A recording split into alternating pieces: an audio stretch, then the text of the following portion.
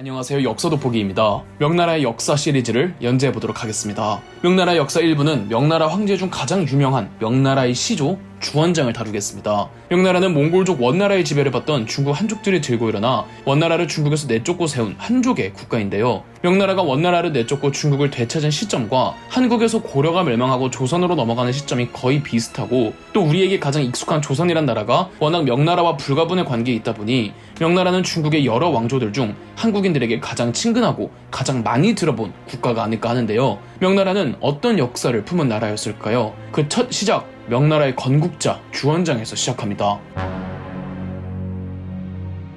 주원장은 오늘날의 안후이성 취저우 출신으로, 아마 주원장은 역대 중국사 중 나라를 건국한 시조 중 가장 찢어지게 가난한 거렁뱅이 출신일 겁니다. 매우 가난한 농민의 집에서 태어나 마을의 전염병 때문에 가족을 잃고 오늘 하루의 걱정은 내일 어떻게 굶어 죽지 않을까를 고민했죠. 너무 가난한 나머지 죽은 부모님을 매장할 수가 없었는데 어느 한 지주의 도움으로 그나마 낡고 해진 천으로 시신을 감싸 겨우 매장을 했다고 합니다. 이처럼 비참한 삶을 살았던 주원장은 오로지 먹고 살아남겠다는 것만이 목표를 가진 채 탁발성이 되었습니다. 그렇게 승려로 살다가 무슨 이유에서인지 20대 중반에 홍건적에 입단합니다. 주원장의 아명은 여러 가지가 있었는데 홍건적에 입단하며 자신의 이름을 주원정으로 바꾸죠.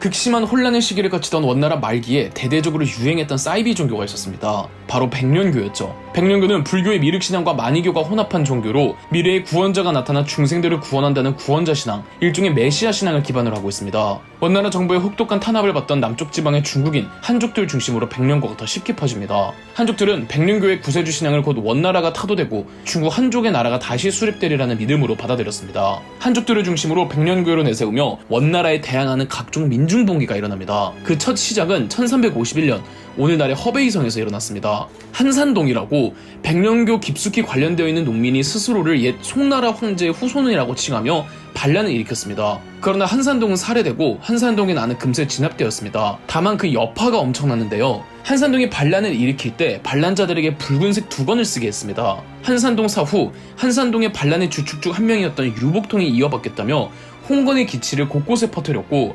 한산동은 죽었을지언정 원나라의 통치에 불만을 품던 한족들은 모두 붉은 두건을 머리에 메고 일제히 봉기를 일으켰습니다. 백년교에서 시작한 홍건의 사상은 매우 빠른 시간 안에 퍼졌고 몇 개월 안에서 그 규모가 자그마치 10만에 달하게 됩니다. 훗날 유복통은 한산동의 아들 한리마를 황제로 옹립합니다. 바로 홍건적의 난이 발발한 것입니다. 다만 홍건적은 하나의 거대한 조직적인 단체가 아니라 당시 원나라 중부지방과 남부지방 곳곳에서 일어나던 여러 세력들을 총칭하는 개념이랍니다. 백년고에서 비롯한 홍건적이라는 이 기치가 워낙 파급력이 컸기에 민중 봉기를 일으키는 이들은 너도 나도 홍건적을 자처했던 거죠. 그중 주원장의 고향이었던 안호이성 취저우에는 곽자흥이 홍건적의 난을 지휘하고 있었습니다. 주원장은 이 곽자흥의 세력에 들어가는데 처음에는 그저 일개 병졸이었습니다. 곽자흥은 자신의 세력을 데리고 취저우에 있던 원나라 당국과 싸우는데 일개 병졸인 주원장이 너무 활약을 하는 겁니다. 주원장은 금세 발탁되었고 곽자흥은 싸우는 전투마다 점점 주원장에게 높은 임무를 주고 임무들을 모두 완수하는 주원장의 노선을 높이사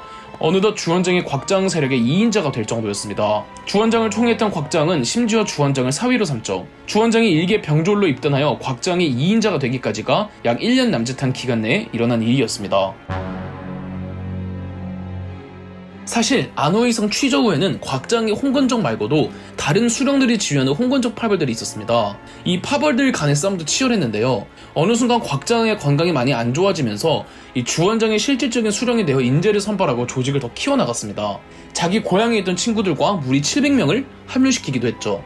이때 주원장이 등용한 제하의 어느 지식인이 있었는데 이성기에게 정도전이 있고 한 고조 유방에게 장자방이 있고 유비에게 제갈량이 있다면 주원장에게는 바로 이 사람이 있었습니다. 이선장이었죠. 이선장은 주원장을 한 고조 유방에 비유하면서 주원장의 브레인이 되어주었습니다. 주원장은 몸 상태가 나빠진 곽장을 대신해서 원나라군과 싸우고 취저우 인근의 다른 홍건적 파벌들과도 동시에 싸웠습니다. 1355년 결국 곽장이 사망했습니다. 하지만 곽장의 뒤를 이은 건 그가 모든 실무를 도맡아온 주원장이 아니라 곽장의 아들 곽천서였습니다. 주원장은 자신의 세력을 잊지 못한 것에 매우 통탄해했지만 우선은 곽천서와 함께 남경, 오늘날의 난징으로 진출하게 합니다. 그런데 덜커덕 난징으로 가는 도중에 곽천서가 전사하고 맙니다. 다행인지 뭔지 곽천서의 죽음으로 주원장이 모든 세력을 이어받았고 1356년 남경 함락에도 성공, 남경 함락 후 주원장은 스스로를 오국공이라 자처하면서 당시 강력한 군벌 중 하나로 자리 잡았습니다. 주원장에게는 적이 원나라만 있는 게 아니었습니다. 다른 군벌들도 있었죠.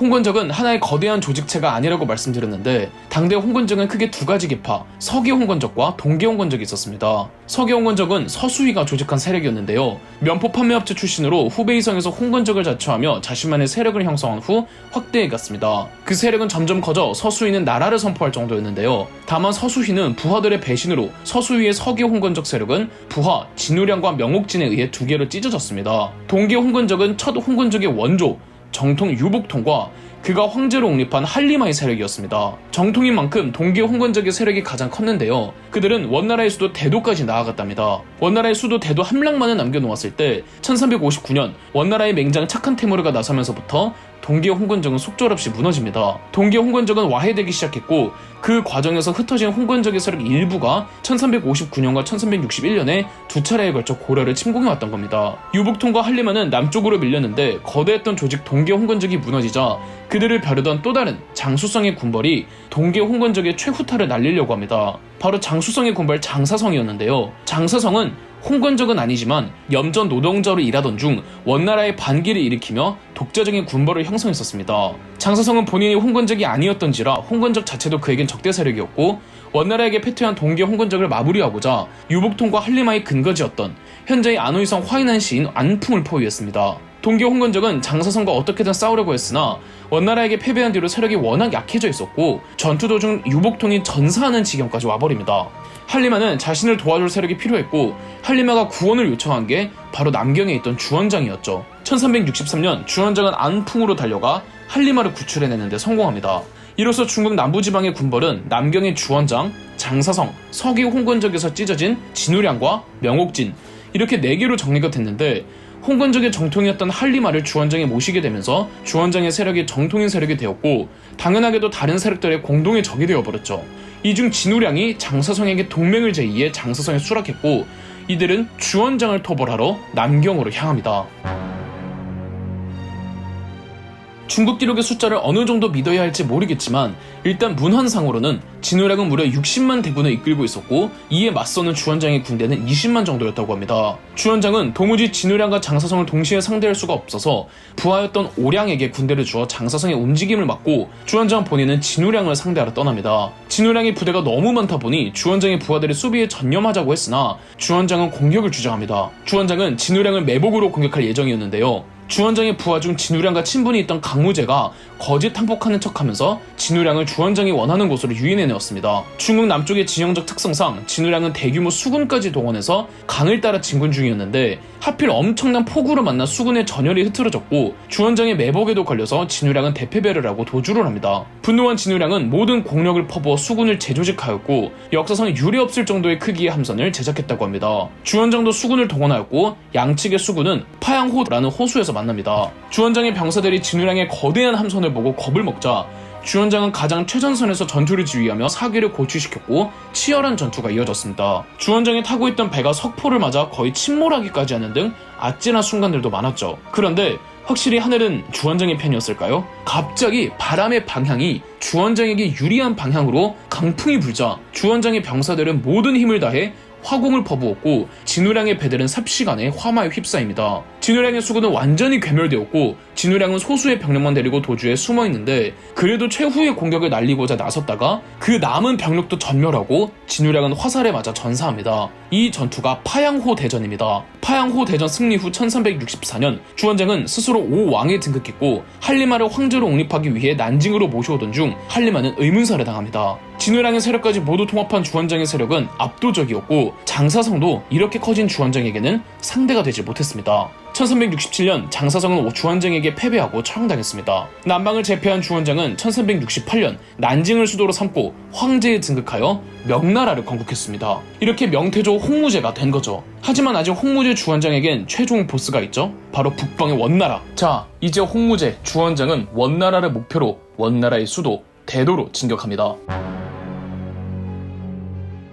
대도 진격은 홍무제 주원장이 직접 나서지는 않았습니다. 홍무제 주원장은 서달과 상호춘에게 25만 명의 군대를 주어 원나라 수도 대도로 파견합니다. 서달은 주원장의 오른팔과 같은 장군이었는데요. 주원장과 어릴 적 같이 소치는 목동이었으며 주원장이 홍건적에게 가담할 때 서달도 주원장과 합류, 말 그대로 평생을 주원장을 따랐던 주원장의 최측근이었습니다. 비록 정식 군인 교육을 받지 않은 서달임에도 굉장히 뛰어난 명장이었고 주원장의 모든 전투에서 선봉장 혹은 사령관 역할을 맡았습니다. 상호추는 도적단 출신으로 주원장이 한창 곽자흥을 대신해서 자신의 세력을 키울 때 포섭했던 장수로 역시 상호춘도 싸우는 전투에서 공을 세우며 주원장의 총애를 받았고 명나라 군부에서는 서달에 이은 넘버2였습니다. 당시 원나라의 칸은 원해종 토군테무르였습니다. 바로 기황후의 남편으로 유명한 사람이죠. 이 시점이 되면은 토군테무르는 노쇠하여 기황후 사이에서 나눈 황태자 아유시리다라가 실권을 행사하고 있었습니다. 그리고 중국 중부 지역을 사수하던 원나라 장수는 하나망 코케테무르였는데요. 코케테무르는 예전 유북통과 한리마의 동기 홍건적을 격파했던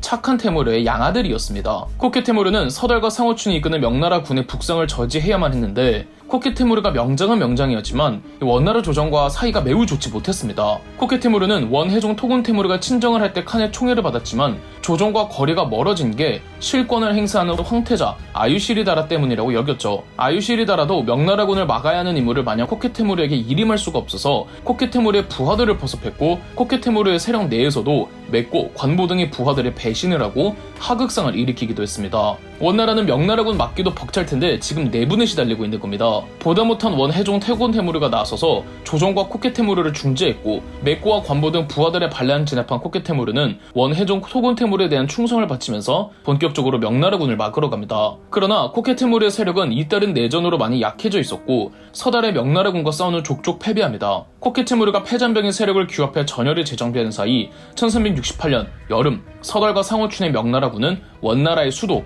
대도를 함락하는데 성공합니다. 원해종 토군테무르와 아내 기황후 그리고 황태자 아유시리다라는 대도 함락 직전에 대도를 탈출해 만리장성 이북 오늘날 내몽골 츠펑시인 응창부로 도주하면서 마침내 명나라군은 몽골 원나라를 타도하고 만리장성 이북으로 내쫓는 데 성공합니다. 하지만 명나라군의 목표는 비단 원나라를 내쫓는 것만이 아닌 원나라의 완전한 멸망이었습니다. 서달과 상호추는 만리장성 넘어 진격하기로 하고 1369년 상호추는 원나라 대칸들의 여름별장인 제너두라고도 알려진 상도를 점령하는 데 성공합니다. 상도를 점령했지만 서달과 상호추는 함부로 더 북진하기가 곤란했습니다. 코케테무르가 산시성 태원이라는 곳에서 세력을 회복한 후 반격의 틈을 노리고 있었거든요. 코케테무르는 명나라군을 압박하며 대도 탈환을 목적으로 대도를 향하지만 역시 명나라의 서달은 쉽지만은 않았습니다. 서달은 대도 방어가 아닌 코케테무르의 본거지였던 태원을 우회해 공격하는 바람에 코케테무르는 본거지를 잃었고 별 수 없이 다른 곳으로 도주하여 간수성의 영하에서 전열을 다시 재정비합니다. 코케테무르는 포기하지 않고 간수성에서 서달의 명나라군과 계속 싸웠습니다.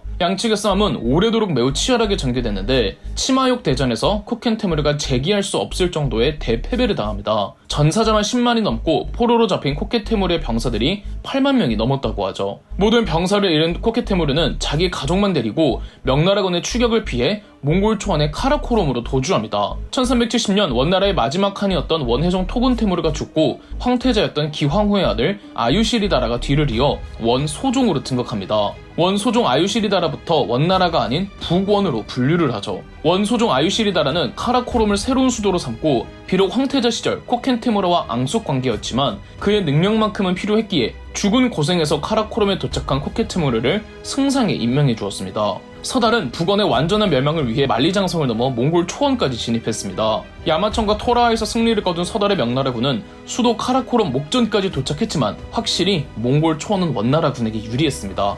코케테무르의 원나라군이 영북대전에서 15만 명의 서달의 명나라군을 대격파합니다. 사상자만 2만 명이 넘게 속출했죠. 이로써 서달의 북진은 끝이 났고요. 북진을 성공하지는 못했지만 홍무제 주원장은 서달의 공을 크게 치하했고 또 적장이지만 코케테무르에 대한 무한한 존경심을 보냈다고 합니다. 코케테무르가 국경지대에 있으면서 명나라는 선뜻 북진을 재개하기가 어려웠죠. 원나라 최후의 명장 코케테무르는 1375년 사망합니다. 한편 명나라 내부의 군벌들이 완전히 소탕된 게 아니었습니다. 우선 서기 홍근적이 명옥진과 진우량 두 개로 찢어졌는데 주원장이 토벌한 건 진우량 뿐이었죠. 명옥진은 중국 서쪽 스촨성에 자리를 잡고 공세를 취하고 있지는 않아서 큰 장애물이 되지 않았기 때문입니다. 명옥진이 죽고는 어린 아들 명승이 세력을 이어받았는데 1371년 명나라군에게 토벌당했습니다. 하지만 명승이 계속 명나라에 있으면 반기를 일으킬 수가 있기 때문에 홍무제 주원장은 명승을 죽이지는 않는 대신 고려로 보내버립니다. 홍무제 주원장은 공민왕에게 그를 백성으로도 신하로도 삼지 말라고 하고 공민왕은 명승을 받아들여 주었죠. 명승과 그 후대인들은 이후로 쭉 고려와 조선에 살면서 한국인이 됩니다. 또 동남 해안에는 방국진이라는 거대한 군벌을 소유한 해적이 있었는데 명나라는 방국진의 세력도 진압하고 방국진은 명나라의 관직을 받으면서 해적 세력도 와해됩니다. 이로써 홍무제 주원장은 모든 적대 세력들을 진압하였고 아직 원나라 잔존 세력들이 중국 대륙 내부에 남아 있었지만 1382년경 즈음이 되면은 이 원나라 잔존 세력들도 모조리 소탕됩니다. 그러나 아직 몽골에는 북원이 있잖아요. 서달의 북벌이 종료된 후 거대한 전투는 없었지만 긴장은 올 순 없었단 말이죠. 이 긴장 속에서 명나라와 북원 사이에 줄다리기를 하던 세력이 있었습니다. 바로 요동의 군벌 나하추였습니다. 나하추는 몽골인입니다. 징기스칸의 사준사구 중 한 명인 무칼리의 후손이었어요. 그 집안이 대대로 요동의 군벌로 군림했는데 당연히 나하추는 원나라를 지지했다지만 이 원나라가 북원으로 쫓겨나고 명나라가 중국을 제패했고 이러니 무작정 나하추도 이 폭락하는 주식에 올인하기가 애매했습니다. 북원에서는 아유시리다라가 죽고 그의 동생 테구스테무르가 북원의 황제로 등극하면서 나하추는 더더욱 북원과 선을 긋더니 1388년 아예 명나라에 투항해버렸습니다. 이 틈을 타 명나라는 다시 한번 북벌에 나섰고 북원의 왕자 테구스테무르는 도주하던 중 먼 친척이었던 예수대로에게 살해당합니다. 예수대로가 몽골의 세력을 다 이어받았는데 그는 더 이상 원나라라는 국호를 쓰지 않을 것이며 황제 칭호도 포기하겠다면서 원나라가 드디어 비로소 완전히 사라지게 됩니다. 1388년 북원 세력을 완전히 소탕하고 나하추까지 투항했으니 홍무제 주원장은 요동을 넘어 만주에 대한 완전한 지배를 원했고 이는 고려와의 충돌로 이어집니다. 딱 이 1388년 홍무제 주원장은 고려의 천령 이북의 영토를 넘기라고 압박했고 여기에 반발한 최영이 무리하게 요동 정벌을 준비하다가 이성계의 위화도 해군을 맞은 겁니다. 너무 내치 이야기를 안 했던 것 같습니다. 홍무제 주원장은 명나라의 가장 기본적인 체제를 수립시키기도 했는데 주원장의 출신을 생각하면 일자 무식이었던 홍무제 주원장이 어떻게 그렇게 단기간에 완벽한 체제를 수립했는지 의아할 수도 있습니다. 우선 홍무제 주원장의 부인이자 참모였던 이 선장이 명나라의 행정 시스템을 정비하는 데 가장 크게 일조를 했고요. 또 출신 컴플렉스가 확실히 강했던 홍무제 주원장은 명나라 선포 이전부터 지식인들을 매우 중용했었습니다. 주원장이 그 많고 강한 군벌들을 해칠 수 있었던 건 지식인들과 유학자들의 행정 기반과 체제를 공고하게 해주었기 때문이기도 합니다. 홍무제 주원장은 성리학을 국교로 삼으면서 유학자 지식인들의 도움으로 명나라는 건국 직후 빠르게 안정화되어 갈 수가 있었습니다. 홍무제 주원장이 수립한 명나라의 체제는 극단적인 황제권 강화였습니다. 어느 조직이든 권력을 쥐기 위해선 뭘 해야 할까요? 더 많은 업무를 관장할수록 권력이 높아지는 법입니다. 홍무제 주원장은 황제가 국가의 모든 일을 도맡아 하면서 황제의 권력을 강화했습니다. 당나라 이래 중국의 기본적인 중앙정부 구성지였던 삼성육부 중에서 이 삼성의 중서성을 폐지합니다. 국무총리에 해당하는 승상이 이 중서성의 대표였단 말이죠. 홍무제 주원장은 승상의 권한을 억제하려고 초창기 승상직을 맡았던 재상들을 모조리 제거해버렸습니다. 이 선장도 죽여버렸어요. 이 두려움에 아무도 승상 자리에 오르려고 하지 않았고 승상이 없으니 그냥 중서성 자체를 없애버렸던 거죠. 황제가 직접 육부의 상서들을 직할했고요. 이 재상 권력을 없앤 대신에 황제의 비서실인 내각의 힘을 대폭 강화했습니다. 오늘로 비유하자면은 국무총리직을 없애고 대통령 비서실장의 힘을 키워둔 거죠. 홍무제 주원장이 분명히 뛰어난 군주인 건 맞지만 성격이 지랄맞았던 홍무제 주원장은 황제권 강화를 위해 공포정치를 일궈냈는데 그가 어떤 황제였는지 3편에서 계속됩니다.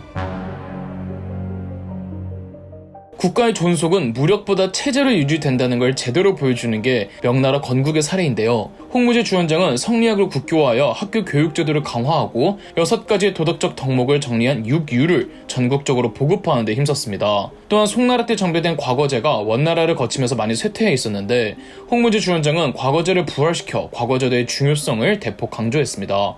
홍무제 주원장 이래 명나라는 과거제도를 중요시하며 과거 합격자들을 우대했는데 이렇게 탄생한 명나라 시대의 지배층이 바로 신사입니다. 명나라뿐 아니라 이후에 청나라 때까지 명청시대의 가장 기본적이고 중요한 개념을 단 하나만 꼽으라면 저는 신사를 말하곤 합니다. 그만큼 명나라 청나라 역사를 이해하는데 반드시 이해해야 하는 것이 신사인데요. 신사를 설명드리기 전에 명나라가 얼마나 지식인들과 과거제도를 우대했는지 설명드리겠습니다. 명나라 때 과거제도는 송나라 때와 마찬가지로 3차 시험으로 이루어져 있고요. 1차 시험은 향시라고 지방에서 지역별로 주관하는 시험으로 향시 합격생들을 거인이라고 합니다. 거인들은 수도에 모여 2차 시험 회시를 치르게 됩니다. 회시 합격생들을 진사라고 하며 진사들은 기본적으로 모두 관직에 나아갈 수가 있습니다. 회시만 합격해도 사실상 과거제도 합격인데 회시 합격자들 중에서도 순위를 매기는 마지막 3차 시험을 전시라고 하며 이는 황제가 주관하는 시험이랍니다. 그런데 중국 과거제도는 경쟁률도 경쟁률이거니와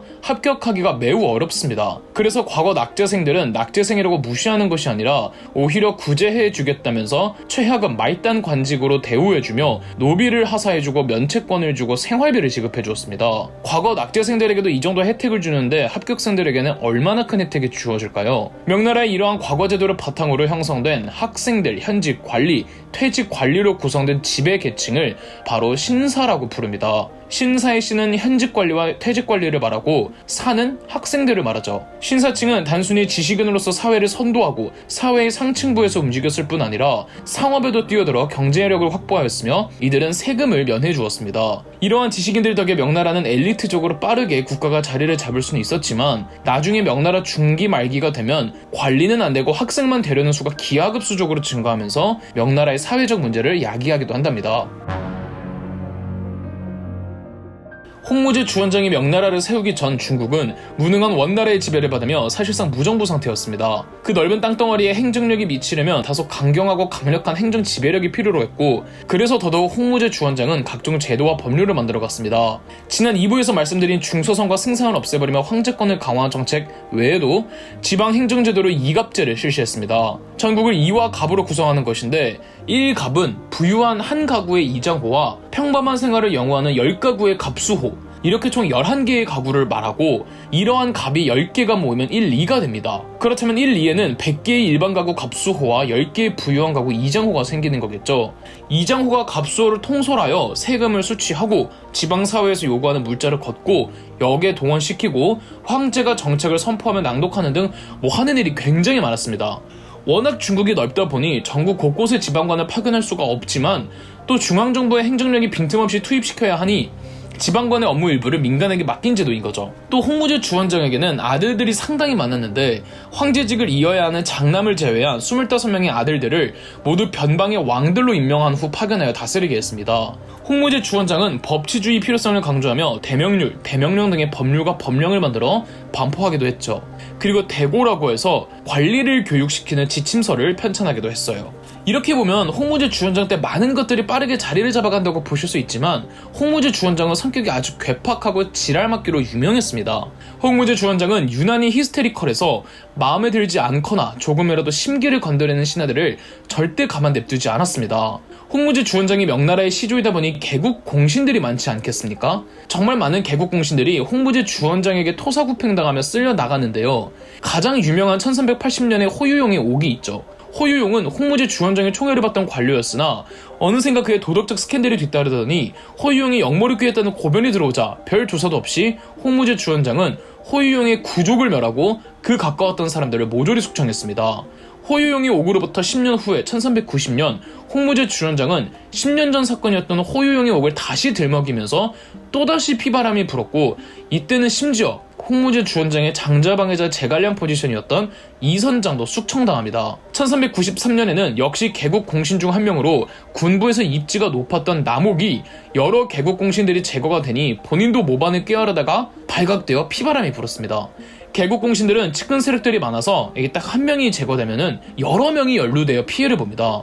남옥의 옥 당시에 2만 명이 처형됐다고 하네요. 호유용의 옥과 남옥의 옥을 합쳐 앞글자를 따와 호람의 옥이라고 하는데 호람의 옥이 가장 큰 두 사건일 뿐 자잘한 사건까지 합치면 훨씬 많습니다. 또 홍무제 주원장은 출신이 미천하다 보니 이 출신 컴플렉스가 대단히 심했는데 자신의 출신을 나타내는 단어인 빛날 광, 대머리 독, 중승 아니면 이 비슷한 발음을 가진 날생 도적적 법칙즉 을 사용하면은 바로 사용이었어요. 이거 썼다가 죽을 뻔했던 사람이 조선의 정도전이었죠. 홍무제 주원장이 재임기에 숙청되어 사용된 관료수가 10만 명이었다고 하는데 홍무제 주원장은 비밀경찰인 금유위를 장소를 운영하기도 했습니다. 이 금유위가 홍무제 숙청의 숨은 칼이 되어주었죠. 그렇다고 홍무제 주원장의 충신들을 모두 죽였던 폭군은 또 아니었습니다. 부정부패나 비리가 밝혀진 경우에 한해서 숙청했는데 그래도 좀 과하게 심한 게 있죠. 홍무제 주원장을 긍정하는 쪽에선 이전까지 원나라의 무정부 상태가 이어졌고 언제 다시 군벌들이 걸게할지 모르고 개국공신들은 권력을 누리며 명나라를 해체할 수도 있으니 홍무제 주원장 입장에선 그들의 성장 가능성을 조기에 싹을 잘라버려야 했다고 변호를 하고, 홍무제 주원장을 부정하는 쪽에서는 아무리 그래도 10만 명 죽인 건 좀 과한 게 아니냐고 보고 있답니다. 홍무제 주원장은 황태자 장남을 제외한 남은 아들들을 모두 지방의 왕으로 임명한 후 파견했다고 말씀드렸죠. 그런데 황태자였던 장남 주표가 아버지 홍무제 주원장보다 일찍 죽습니다. 워낙 성격이 온화했던 주표는 아버지 때문에 스트레스가 이만저만이 아니었대요. 홍무제 주원장은 유교적 원칙에 따라 다른 형제들이 아닌 적손인 주표의 아들 주윤문을 황태손으로 임명했습니다. 1398년 홍무제 주원장이 죽고 황태손 주윤문이 2대 황제 건문제로 즉위했습니다. 그러나 건문제의 나이가 이제 겨우 20대 초반이었고 지방 곳곳에는 왕으로 임명된 삼촌들이 25명이나 있었습니다. 골 때리는 거죠. 건문제는 어떻게든 삼촌들의 힘을 약화시키고자 각 지방 제왕들의 영지를 삭감하고 병력을 해체시키는 삭번 정책을 실시합니다. 그런데 이게 오히려 삼촌들을 자극했죠. 삼촌들이 매우 분노해 있고 특히 분노했던 사람이 연왕 주체였습니다. 연왕 주체는 홍무제 주원장의 넷째 아들로 연왕의 연은 베이징을 가리킵니다. 베이징은 한때 원나라의 수도였으며 원나라는 멸망했지만 아직 몽골 초원에 남아있던 몽골과 국경을 맞대고 있던 곳이었습니다. 아직 몽골은 위협적이었고 또 연왕 주체는 그들을 막아내야 했기에 그만큼 많은 병력들을 소지하고 있었습니다. 더불어 연왕 주체 밑으로 한때 원나라에서 일했다가 미처 몽골로 돌아가지 못하고 주체의 부하가 된 다민족 인재들이 많았어요. 연왕 주체의 힘이 다른 왕들에 비해 가장 강력했으나 조카 건문제가 왕들을 하나둘 제거하니 가만히 있을 수 없던 연왕 주체는 1399년 황제 주변의 간신들을 제거하고 황제를 구한다는 명분으로 연왕 주체가 반란을 일으켰습니다. 3년간의 내전 끝에 1402년 수도 남경을 함락시킵니다. 연왕 주체의 반란을 정난의 변이라고 하며 연왕 주체는 3대 황제 영락제로 등극합니다. 조카 건문제는 어떻게 됐을까요? 아무도 모릅니다. 영락제는 조카 건문제의 시신도 혹은 아주 작은 흔적도 발견하지 못하고 조카 건문제는 갑자기 실종됩니다. 건문제가 어떻게 되었는지는 아직까지도 풀리지 않은 중국사의 미스테리죠. 여하튼 3대 황제로 등극한 영락제는 명나라 통틀어 최대의 정복군주였는데요. 영락제가 정변에 성공하고는 친건문제 세력이었던 신하들이 모조리 숙청당했는데 유일하게 영락제가 살려두던 한 사람이 있었습니다. 바로 건문제의 스승 방효유였는데요. 건문제의 스승이니 당연히 절대 살려둘 수 없지만 영락제는 방효유만큼은 살려두려고 했습니다. 방효유는 당대 모든 유학자들의 존경을 받던 대학자로 그의 능력도 필요했지만 방효유를 죽인다면 그 후폭풍을 감당해내기가 힘들었죠. 반대로 방효유를 포섭한다면 명나라 지성계 전체를 영락제 편으로 포섭할 수 있었습니다. 영락제는 방효유에게 자신의 직위 조서를 어떻게든 쓰려고 했으나 역시 모든 유학자들의 존경은 아무나 받는 게 아닌가 봅니다. 방효유는 끝까지 거부하여 영락제의 심기를 건드렸고 결국 영락제는 방효유마저 처형시킵니다. 방효유는 죽기 직전까지 영락제를 조롱하고 비방하는 시를 남겼고 도저히 참지 못한 영락제는 방효유에게 구족을 멸하겠다고 협박했으나 방효유가 버팅기며 10족을 멸해도 좋다고 하자 영락제는 진짜로 방효유의 10족을 멸해버렸다고 합니다. 영락제의 재위기간이 조선의 태종 이방원과 시기적으로 겹치는데요. 같은 방식으로 왕이 된 두 사람끼리 은근히 친해서 이때 조선과 명나라의 외교가 굉장히 우호적이었습니다.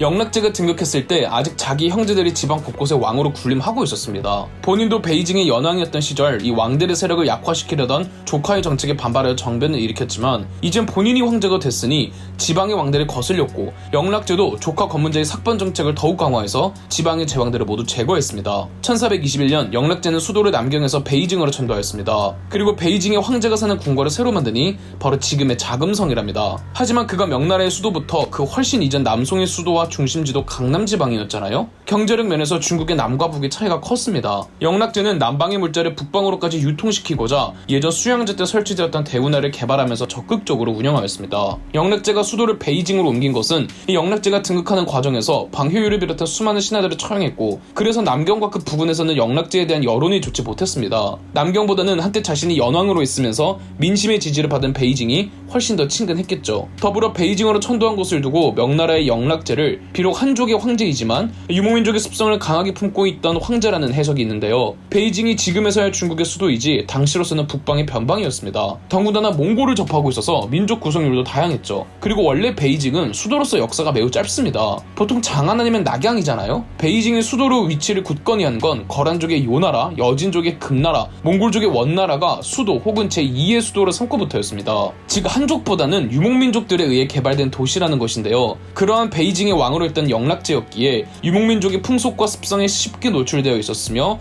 그가 연왕이던 시절 그의 측근들도 민족 구성이 다양하였답니다. 연왕으로 재임하던 시절이 무려 20년이니 영락제는 몽골인 기질을 가질 수밖에 없었겠죠. 영락제를 유목민족의 습성이 강한 군주로 보는 또 하나의 특징이 있는데 바로 대외전쟁입니다. 대외전쟁이야 중국의 숱한 황제들이 펼치긴 했지만 영락제는 조금 달랐습니다. 영락제는 직접 친정에 나섰습니다. 아무리 정복군주라고 한들 이 중국 한족의 왕조에서 황제가 직접 전쟁에 친정을 하는 경우는 아예 없진 않지만 극히 드뭅니다. 영락제는 15년 사이에 총 5차례에 걸쳐 몽골로 북벌을 떠났는데 영락제는 모두 고비 사막을 넘어 막북으로 직접 올라갔습니다. 당시 몽골은 원나라 붕괴 후의 몽골이었고요. 몽골은 다시 징기스칸 이전의 부족 단위로 쪼개졌습니다. 징기스칸의 직계 후손들이 다스리던 부족은 이제 힘을 잃고 오이라트라는 부족이 몽골을 이끌고 있었습니다. 오이라트는 징기스칸 계열과는 다른 계열의 몽골 부족으로 몽골어로 숲의 사람들이란 뜻이고 정통 몽골계라는 설과 몽골화한 투르크계라는 설이 있습니다. 어쨌든 오이라트는 몽골 서부에 분포하던 부족이었는데 영락제가 친정으로 개박살낸 몽골 부족이 바로 오이라트였습니다. 비록 5차례 모두 큰 규모의 전투가 있던 것이 아니고 오이라트가 멸망한 것도 아니지만 그래도 오이라트가 한동안은 명나라의 복속을 자처하며 머리를 조아렸던 성과를 내었지만 그 정도 가지고 대단한 성과는 아니지 않냐는 비판적인 시선도 있답니다. 영락제는 만주 지역의 여진족에 대해서도 경계하고 있었습니다. 영락제는 오늘날 흑룡강성의 흑룡강까지 진출하여 여진족을 정벌하고 만주를 경영하는 기구 누르간도사를 설치하였습니다. 누르간도사의 관할이 사할린 섬까지 미쳤다고 하죠. 영락제는 베트남으로도 진출했습니다. 영락제는 베트남의 무리한 조공을 강압해왔고 심지어 영토를 할애하라고 겁박까지 했습니다. 당시 베트남은 호시 정권이었는데 호시 정권은 이전에 쩌낭조를 종식시켰기 때문에 명나라는 부정한 왕위 찬탈을 용인할 수 없다는 핑계로 베트남을 침공했습니다. 영락제는 준흥, 장보 등 명장들에게 20만 명의 군대를 주어 수도까지 함락시켰죠. 하지만 베트남에서는 끊임없는 명나라 저항운동이 벌어졌고 그때마다 명나라는 잔인한 학살로 대응했지만 베트남의 독립전쟁 열기가 이만저만이 아니었습니다. 영락제는 베트남을 강경하게 직접 지배로 다스리려고 했지만 일단 베트남이 너무 머니까 지방관을 일일이 중국에서 보내기가 까다로웠으며 더군다나 베트남이 워낙 덥고 습한 곳이다 보니 중국 관리들이 상당히 꺼려하던 곳이었죠. 그래서 1415년까지는 사실상 이름만 존재할 뿐 실질적으로 운영되지는 못했습니다. 그러면서도 가끔 부임해오는 명나라 관리들은 명나라에서 나오지 않는 동남아시아의 희귀한 물품들을 더 많이 악랄하게 약탈해갔고 그 가운데서 친명나라파인 베트남 관리들이 가렴주구를 행사하기도 했습니다. 하지만 베트남인들의 꾸준한 민족적 저항 결과 1428년 레왕조라는 새로운 왕조가 수립되기도 했습니다. 잠깐 영락제의 내치 정책에 대해 살펴보죠. 영락제는 영락대전, 성리대전이라는 일종의 백과사전 등을 편찬했습니다. 영락제 역시 아버지 홍무제 주원장처럼 아주 강경하게 황제권을 강화하려고 했습니다. 우선 여전히 승상이라는 재상 없이 운영을 하되 강화되어 있던 황제의 비서기구인 내각을 더 대폭 강화했습니다. 그래서 내각의 책임자인 내각대학사가 사실상 조정의 전권을 행사했습니다. 내각과 더불어 황제권과 연결이 되어 있는 세력이 하나 더 있죠. 바로 환관들입니다. 영락제는 자신의 쿠데타에 일조해준 환관 세력들을 대거 중용했습니다. 영락제의 환관하면 가장 유명한 환관이 있죠. 명나라에서 가장 유명한, 아니 중국사 통틀어서 어쩌면 십상시 다음으로 유명한 정화입니다. 영락제는 해양세계를 장악하고자 하는 의욕이 굉장히 강했습니다. 베트남 정벌에 나선 이유도 바다로 나아가기 위함이었는데요. 명분은 해상세계에 대한 지배권을 정립해서 중화사상을 퍼뜨려 조공제도를 확대하고 왜구들을 진정시키겠다는 것이지만 영락제는 세계 더 멀리 나아가려는 팽창 욕구가 아주 대단했죠. 1405년부터 영락제는 재위기간 통틀어 환관 정화에게 막대한 선단을 이끌고 바다를 통해 갈 수 있는 데까지 최대한 나가보라며 원정 사업을 맡겼습니다. 환관 정화는 총 7차례에 걸쳐 대규모 선단을 이끌고 원정에 나섰는데 이것을 정화의 남해 원정이라고 합니다. 1405년에서 1407년 1차 원정 때 정화는 베트남을 거쳐 인도네시아 도사지역까지 진출했고요. 1407년에서 1409년 2차 원정 때는 태국을 거쳐 스리랑카를 경유한 후 인도 서부까지 진출했고요. 1409년에서 1411년 3차 원정 때는 페르시아만까지 1413년에서 1415년 4차 원정 때는 케냐까지 진출했습니다. 케냐에 도착했을 때 명나라 중국인들은 기린이라는 동물을 실제로 봤다고 하죠. 1417년에서 1419년 5차 원정 때 아프리카 소말리아까지, 1421년에서 1422년 6차 원정 때는 왔던 곳들을 한 번 더 재방문했으며, 마지막 한참 이후 영락제 사후에 일어났던 1431년에서 1433년 7차 원정 때는 이슬람과 중동 지역으로 향했습니다. 7차례에 걸친 정화의 남해 원정으로 명나라는 무려 33개의 새로운 나라들과 조공관계를 맺고 무역을 텄습니다. 정화가 7차례 원정한 거리를 다 합치면 무려 18만 5천 킬로. 이와 같은 대규모 남해 원정이 가능할 수 있었던 전사에는 명나라 이전 원나라 시기에 성행하였던 세계지도, 해상 각국에 대한 해박한 지식, 이슬람의 뛰어난 항해술이 고스란히 명나라로 계승되었기 때문에 가능했고, 또 그 계승도 영락제이기 때문에 가능했던 거랍니다. 이처럼 영락제는 명나라 통틀어 입지전적인 미중유의 황제인데요. 다만 영락제는 지나친 대외원정과 정복전쟁으로 국가 재정에 엄청난 타격을 주었습니다.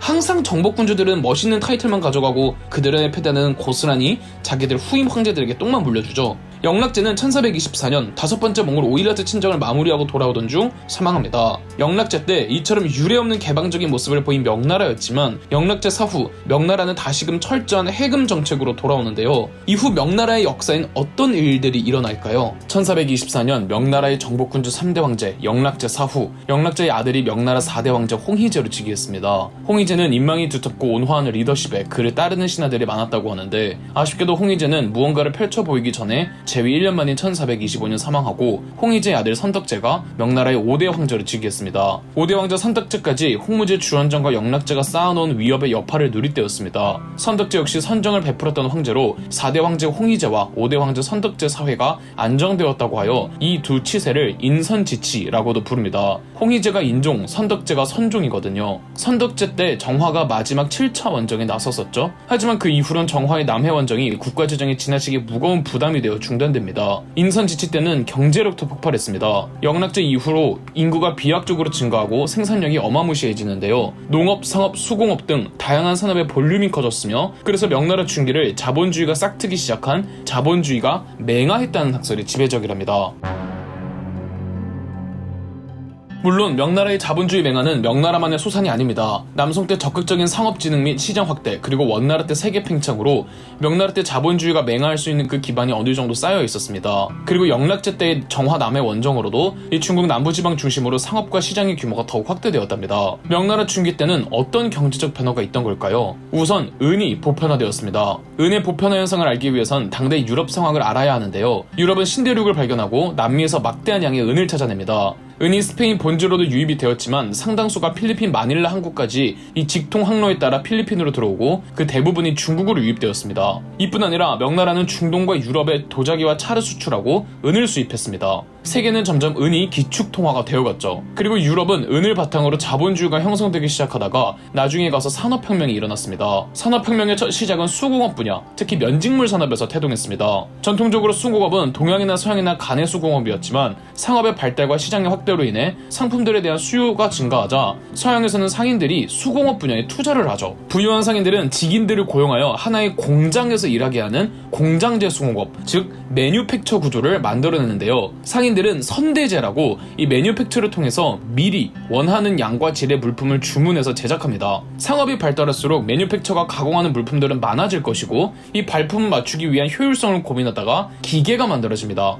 그렇다면 기계는 더욱 발달하여 공장제 기계 공업이 실시되었고, 이 공장제 기계 공업이 산업혁명으로 이어졌습니다. 그렇다면 중국 명나라의 경우는 어떨까요? 중국 명나라도 산업혁명으로 나아갈 수 있는 기본 조건까지는 갑니다. 명나라 때 중국 남부지방에서 면직, 면화, 면포 산업이 발달하면서 역시 은의 유입으로 상업까지 발달합니다. 시장을 기반으로 새로운 도시가 형성되고, 작은 촌락들은 시장을 중심으로 중소도시를 형성했죠. 이런 도시들을 진이라고 하며, 가장 큰 진이 경덕진, 북산진, 한구진, 주선진이었습니다. 이러한 상업을 바탕으로 명나라도 수공업이 민영화되었고 매뉴팩처 구조도 만들어지죠. 여기까지는 유럽이나 중국 명나라가 같은 역사의 발전을 거쳤는데, 유럽 유럽은 산업혁명이 일어나고 중국 명나라에선 산업혁명이 일어나질 않았습니다. 심지어 중국은 중앙집권화된 국가로 이 유럽은 17세기 절대왕정에 이르러서야 상비군 체제가 형성된 반면 중국은 오래전부터 어마어마한 규모와 병력의 상비군이 존재해왔잖아요.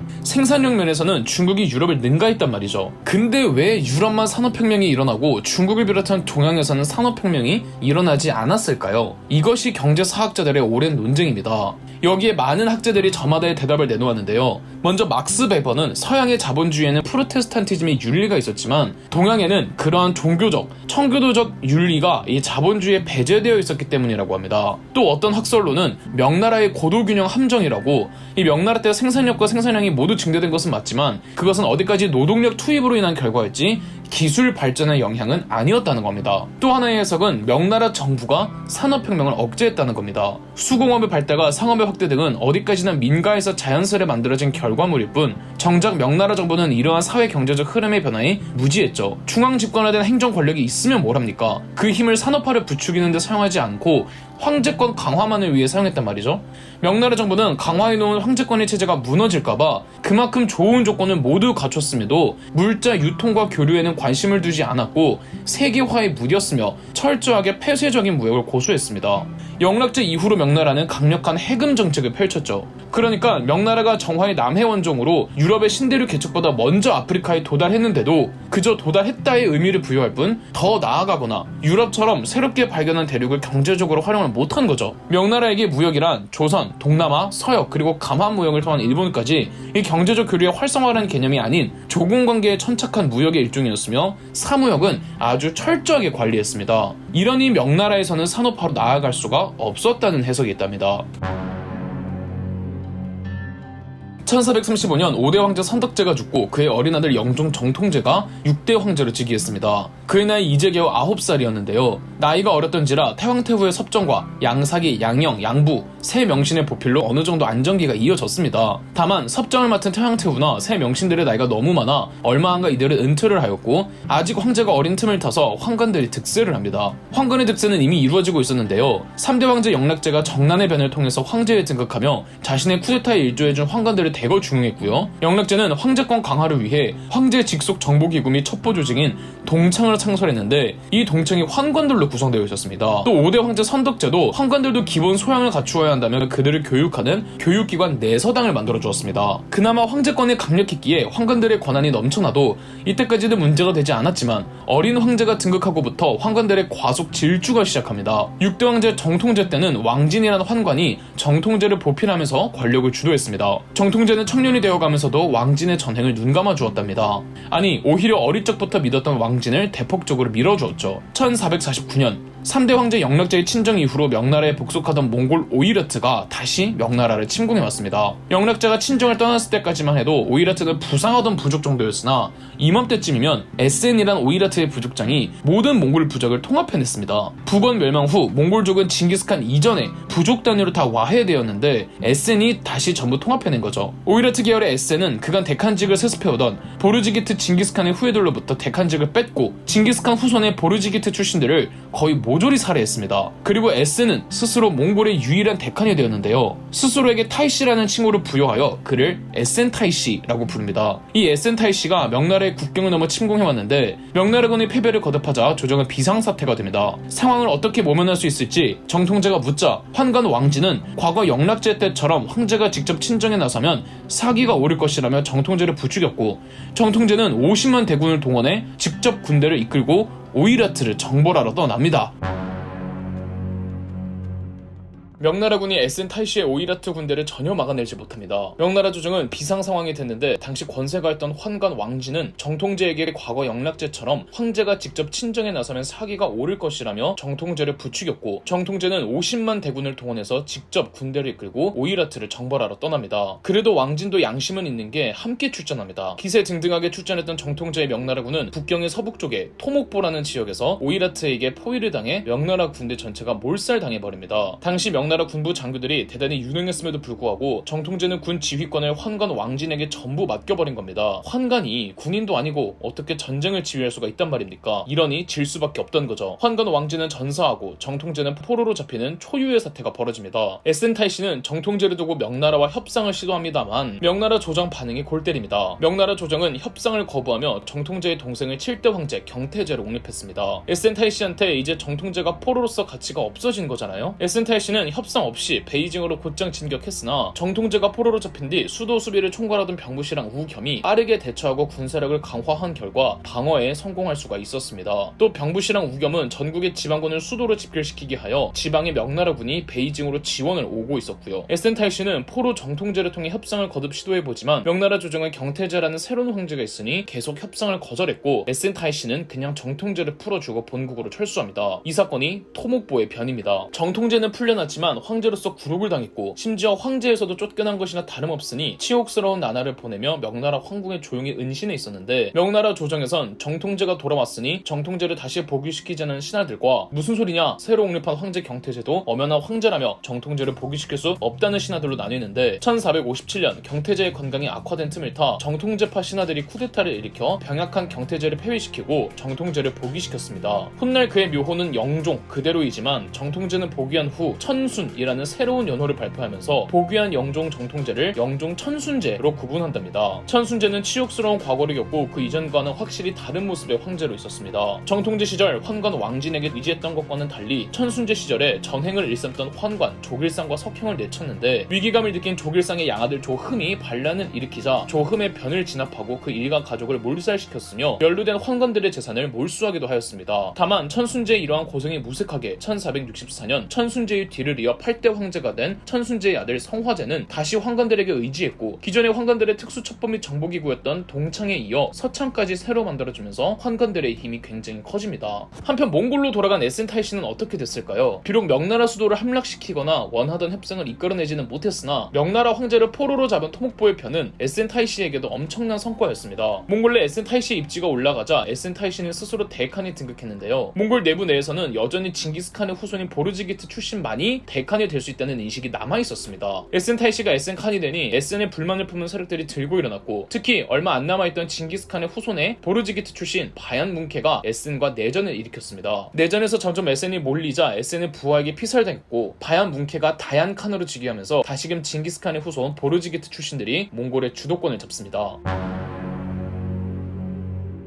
명나라 8대 황제 성화제 시절 환관들이 국정을 농단하면서 명나라 정치가 대단히 부패해집니다. 사회적 경제적 패단들도 슬슬 터져나올 때였는데요. 지배층들의 과도한 재산 불려나가기에 토지 겸병 현상이 늘어나니 토지 문제가 불거졌으며 소장농이나 노비로 백성들이 전락해가면서 국가 세수도 확 줄어듭니다. 그리고 명나라가 건국 초기부터 대우를 해주었던 신사층이 있었죠. 이 신사층은 과거를 합격한 관료들과 과거를 준비하는 학생들을 말하는데 명나라는 이들에 대해 엄청난 혜택을 주었습니다. 그저 과거를 준비하는 학생만 되어도 평생 먹고 사는데 지장이 없으니 다들 관료가 되지 않고 학생만 하려는 숫자가 많아집니다. 그리고 명나라 중기에 접어들면 시간이 지나서 관료들도 굉장히 많아지고 심지어 신사층의 혜택은 퇴직 관료에게도 주어지니 신사층이 비대해집니다. 비대해진 신사층에게 세금을 면제해주는 제도가 국고탕진의 한 요인이 되기도 했죠. 백성들은 토지를 빼앗기고 예속되는데 신사층은 엄청난 혜택을 누리니 농민들의 불만이 아주 강력하게 쌓여갑니다. 그나마 성화제의 뒤를 이은 구대 왕조 홍치제가 홍치중흥이라고 해서 불교와 도교의 사치스러운 풍조를 억제하고 가혹한 법령 철폐하고 환관들의 힘 억제하고 환관 대신에 능력 있는 신하들을 중용하고 부패한 관리들 처벌하고 대명회전이란 행정법전을 편찬해서 행정법을 닦는 등 명나라의 폐단들을 해결하려고 노력하는 모습을 보이긴 했습니다. 명사에는 홍치제를 두고 공경하고 검약하며 일정한 제한을 두며 정무를 근면하게 처리하고 백성들을 사랑하며 안녕을 지키고 번창하는 도리에 신중하고 삼가며 조열을 평온하게 부려 백성들이 안락하고 재물이 풍족해졌다고 평할 정도였죠. 딱 하나 홍치제의 오점이 있었으니 그의 아들입니다. 1505년 홍치제 사후 그의 아들 무종 정덕제가 명나라의 10대 황제로 등극했습니다. 명나라에는 총 16명의 황제들이 있었는데요. 이 중 유능한 황제들은 별로 안 되고 거의 대부분이 무능한 군주들이었습니다. 그 중에서도 특히 답이 없는 암군들이 4명이 있었는데 이 4황제들을 명나라의 4대 암군이라 부르고 그중 첫 번째가 10대 황제 무종 정덕제랍니다. 무릇 암군들이 그렇듯 정덕제도 방탕하고 사치스러운 건 기본이었죠.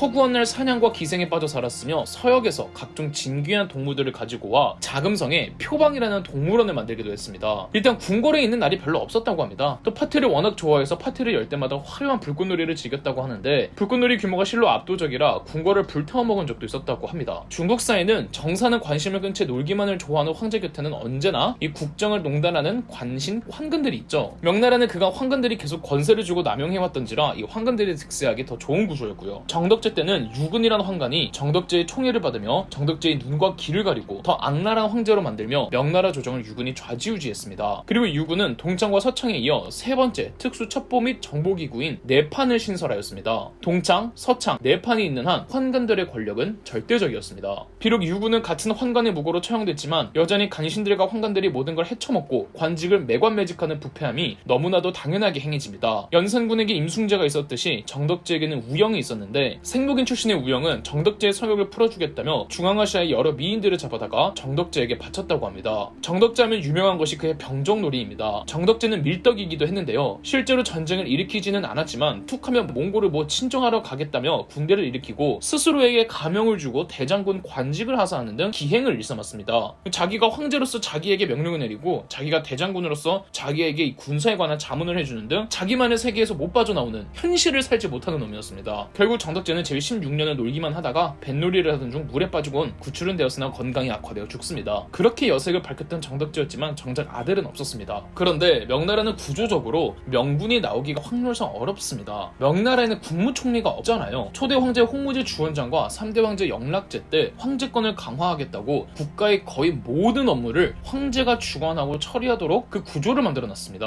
홍무제 주원장이나 영락제 정도 이 평범하지 않은 황제들이야 감당할 수 있는 수준의 업무량이었지 평범한 일반 황제들도 감당하기에는 대단히 부담스러웠습니다. 특히 홍무제 주원장은 잠을 안 자고 일할 정도로 중국사 역대 황제들 중에서도 손꼽히는 워커홀릭입니다. 그렇다고 모든 황제들에게 홍무제 주원장이나 영락제 정도의 역량을 기대할 수는 없는 거잖아요. 그러다 보니 쉽게 지치고 타락하고 놓아버리는 황제들이 많이 등장하고 황제권 강화한다고 승상, 즉 국무총리를 없애니 환관들이 득세하기 더 좋은 조건이었고요. 1521년 10대 황제 정덕제 사후 그의 사촌 동생인 11대 황제 가정제를 즉위하는데 그 역시 명나라 4대 암군 중 한 명이고 영상 초반에 말씀드렸던 북로 남해의 화가 정점을 찍었던 시점이 가정제 치세이기도 했습니다.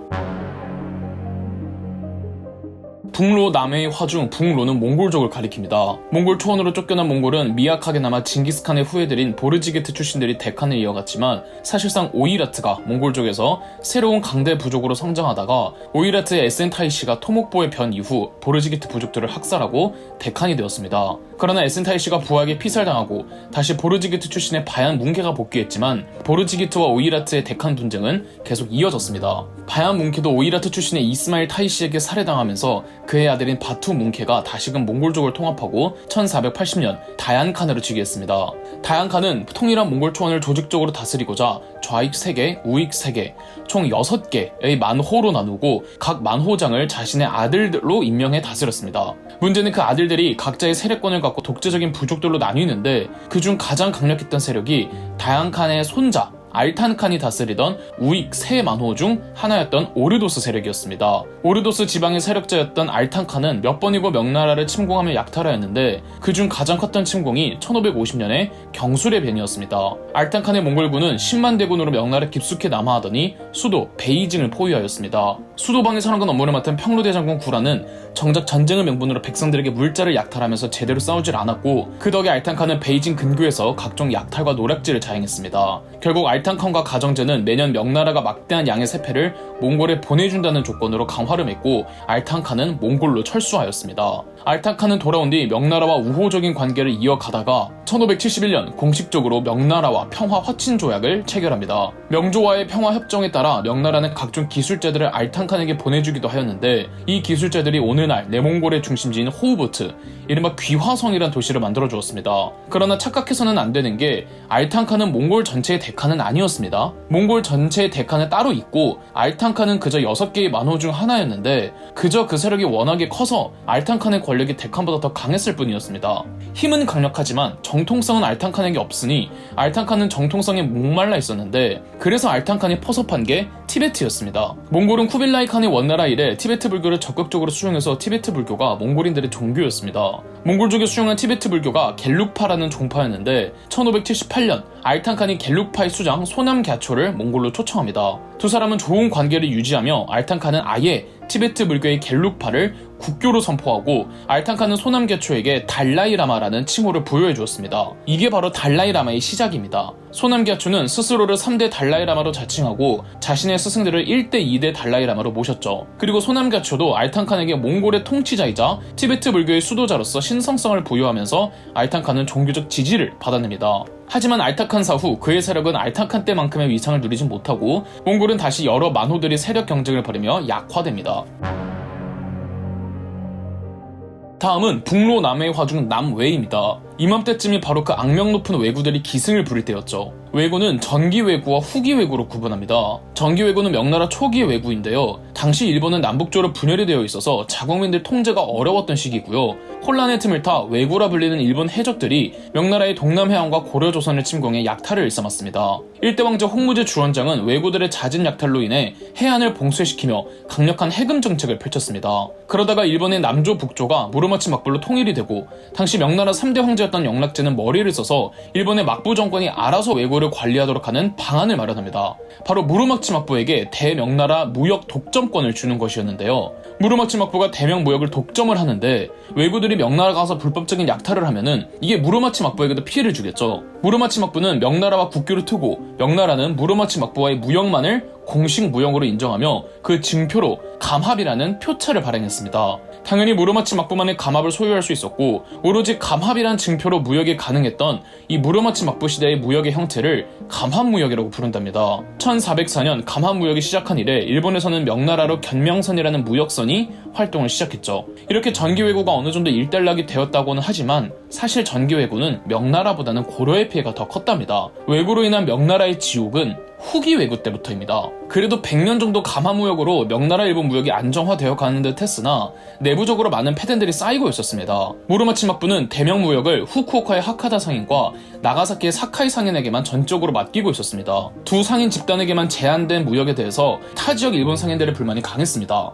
그리고 하카다 상인과 사카이 상인들끼리도 이 무역 주도권을 두고 치열하게 경쟁했고요. 원래 명나라 조정은 두 상인 집단에게 돌아가면서 교역을 했으나 1523년 두 상인이 한꺼번에 명나라에 정착하던 일이 있었습니다. 이때 사카이 상인이 명나라 조정에 뇌물을 바치면서 로비를 했고 이에 명나라는 사카이 상인과만 무역을 했는데 이에 불만을 품은 하카다 상인이 영파에서 반란을 일으킵니다. 이 사건이 영파의 난입니다. 반란 규모 자체는 그렇게까지 크진 않아서 어렵지 않게 진압되기는 했으나 명나라 조정에서는 단단히 화가 나 일시적으로 감화무역을 중단하더니 다시 재개하기는 했으나 이전보다 훨씬 축소시켜서 운영하였습니다. 가뜩이나 이전에도 나가사키와 후쿠오카에서만 이루어지던 제한된 무역에 불만이 많았는데 이것보다 더 규모가 축소가 되니까 다시 해적들이 기승을 부립니다. 왜구가 부활한 것인데요. 이게 바로 후기 왜구의 시작입니다. 이때의 왜구를 단순히 무역선 털어먹는 도적 집단이라고 생각하시면 안 됩니다.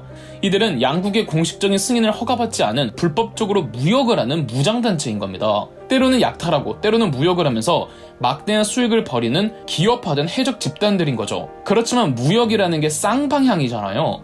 이 명나라가 해금 정책을 펼치고 감화무역을 축소하면은 그만큼 중국 동남해안에서도 무역에 종사하던 상인들의 기회도 줄어들게 되는 겁니다. 이들도 명나라 정부의 인가를 받지 않은 채 불법 무장단체가 되어 일본의 왜구도가 결착하여 암시장을 형성하고 밀무역을 하는 겁니다. 정부의 허가를 받지 않았기에 그들은 군대를 소유할 수밖에 없었고 관군의 단속에 걸려서 몰리다 보면 약탈을 하고 이런 식으로 반복됐죠. 그러니까 후기 왜구는 일본인만 있는 게 아니라 명나라인까지 포함되어 있었습니다. 후기 왜구의 80%가 중국인이었고 동남아시아 출신의 민족 구성률도 다양했다고 하죠. 후기 왜구들이 기승을 부릴 때 이 바다를 제패했던 가장 큰 세력의 해적단을 보유하고 있던 해적왕이 있었습니다. 바로 왕직이었는데요. 왕직은 명나라 안휘성에서 태어난 명나라 사람으로 처음에는 소금 장사를 했었습니다. 일본에 넘어가 대상인으로 성장, 상단 겸 해적단을 창설하고는 명나라, 일본, 마카오, 동남아 일대 해역의 주도권을 모두 장악하고 있었습니다. 그 당시 마카오에 어느 나라가 진출해 있었느냐? 바로 유럽의 포르투갈이었습니다. 왕직은 포르투갈의 유럽 선장과도 교역을 했고 그 과정에서 포르투갈로부터 받은 화승총을 실은 왕직의 배가 일본에 표류하면서 조총이 전래된 거랍니다. 명나라 가정제와 조정은 왕직의 해적단 세력을 약화시키기 위해 해금 정책을 더 강화했는데 그럴수록 왕직에 가담하는 세력이 더 많아지고 왕직의 해적 규모도 더 커집니다. 왕직의 본거지는 일본 서남부 끝자락 고토 열도라는 섬이었습니다. 본거지가 일본이다 보니까 명나라가 왕직을 잡기도 곤란했고 일본 입장에서도 왕직을 통해 엄청난 부와 물자가 일본으로 유입이 되니 굳이 왕직을 어떻게 하려고 하지 않았습니다. 1555년 조선에서 일어난 을묘해변도 왕직 해적단들의 소행이었고요. 명나라 조정은 왕직을 잡으려고 고민하다가 호종원의 자원에 따라 호종원을 절강성의 책임자로 임명하고 파견합니다. 그동안 왕직을 잡으려다가 실패한 명나라 관리들이 부지기수였기에 호종원은 무조건 강경하게 나간다고 해서 왕직을 잡을 수 없다고 봤습니다. 호종원은 우선 명나라 동남 해안에 있는 왕직의 산하해적단 두목들을 이간질합니다. 누구에게는 무역을 좀 허용해주고 누구에게는 탄압하고 이런 식으로 명나라에 남아있는 왕직 산하해적단들을 전부 포섭하거나 토벌했습니다. 그리고 왕직의 가족들을 찾아내어 인질로 잡았는데 호종원은 일본에 사람과 정보를 보내서 왕직의 가족들이 전부 안전하게 잘 있으며 호종원은 왕직과 교섭하여 왕직에게 합법적인 무역의 기회를 열어주겠다는 의사를 보냅니다. 철석같이 믿은 왕직은 바로 명나라를 방문하였는데 1558년 호종원은 왕직을 체포한 후 명나라 조정의 승인을 받고 왕직을 처형했습니다. 그런데 호종원이 실제로 왕직을 살려주고 싶어 했으나 명나라 조정의 압박으로 어쩔 수 없이 왕직을 처형시켰다는 주장도 있습니다.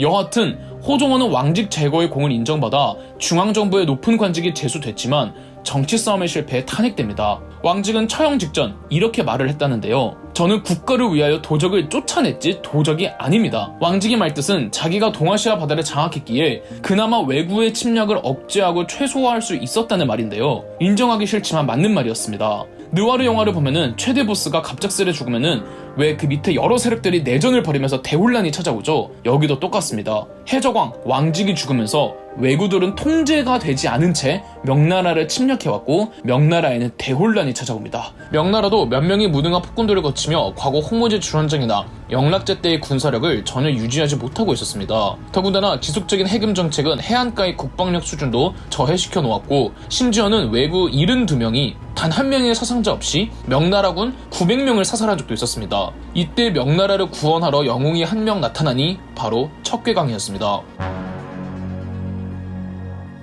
척괴광은 원래 북쪽 몽골을 막던 장수였습니다. 이때부터 척괴광이 지휘하는 부대는 굴과 기강이 제대로 잡힌 부대로 유명했다고 합니다. 척괴광이 왜구들의 피해가 극심했던 절강성의 담당자로 파견이 됐는데 척괴광이 조직하고 훈련시킨 부대는 역시 그 이전의 명나라 절강성 군부대와 질적으로 다른 부대가 되었습니다. 척괴광이 지휘하던 부대를 척가군이라고 따로 부를 정도였는데요. 척괴광의 척가군은 일반 명나라군과 달랐습니다. 정규군이 아니라 해당 지역 농부, 광부 등 현지인들로 구성을 했습니다. 그러면 병사들은 목숨 걸고 싸워야 할 명분이 생기는 겁니다. 그리고 척괴광이 개발해낸 진법이 있으니 그 유명한 원앙진입니다. 원앙진은 척괴광이 저술한 병서, 기호신서에 자세히 소개되어 있는데 병사들의 진형이 마치 조류 원앙과 닮았다고 해서 붙여진 이름입니다. 원앙진의 핵심은 역할 구분인데요. 12명이 한 개의 대를 짜고 그 12명은 각각 6개의 역할로 구분되어 있습니다. 우선 분대장 역할의 지휘자 대장 1명, 방패와 표창을 가지고 있는 등패 2명, 긴 막대에 여러 개의 날카로운 가지들을 붙여서 공격하는 무기